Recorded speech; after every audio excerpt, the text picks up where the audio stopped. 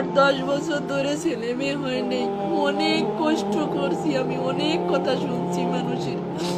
মানুষ যা খাতি আমাকে বলছে আমি তাই খাইছি, তারপরেও কোনো সময় আমার ছেলে মেয়ে হয়নি। এক সময় আমি নামাজ রোজা কোরআন শরীফ এইগুলো করতে শুরু করি আর আল্লাহর কাছে ডাকি, আল্লাহ তুমি আমাকে কালা কুপাচারটা সন্তান দাও, তবু তুমি আমার একটা বাচ্চা দাও যে আমাকে মা বলে ডাকবে।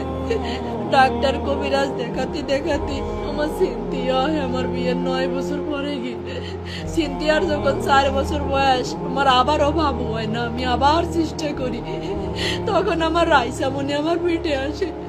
হ্যাঁ, তখন থেকে আমাদের জীবনটা বদলে যায়। আমাদের জীবনটা এত সুখের ছিল না, অনেক কষ্টের ছিল আমার জীবনটা আর আমার স্বামীর জীবনটা।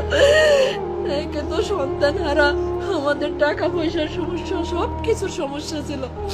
যখন আমার রাইসা আমার গর্ভে আসে, আমার জীবনটাই বদলে যায়। আমার রাইসা যখন জন্ম নেয় তখন ওর আব্বু ব্যবসা শুরু করে। আজ ওর বাবা ব্যবসায়ী, প্রতিষ্ঠিত ব্যবসায়ী, কিন্তু আমার বাকি নাই। আমার লক্ষ্মী মেয়ে বুড়োই গেছে, আমার লক্ষ্মী রে তো আমি বলবো না, আমার ওইটুকু লক্ষ্মী। 8 বছর বয়স শেষ হয়ে 9 বছর চলতেছে। 9 পারা কোরআন শরীফ পড়েছি আমার রাইসামণি।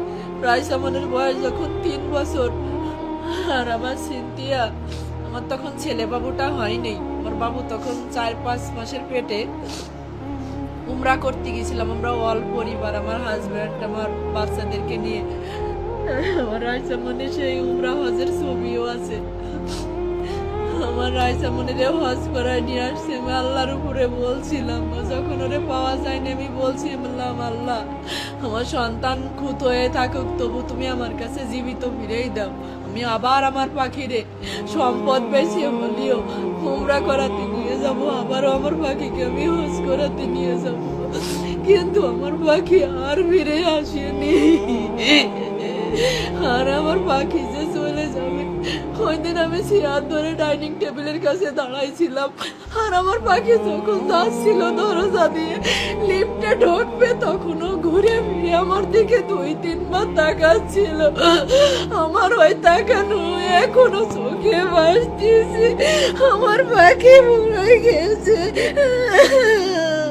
আমার এত লক্ষ্মী মেয়ে আমার রাইসা ছিল, আমার পুরো বাসাটা নাড়াই খাতো।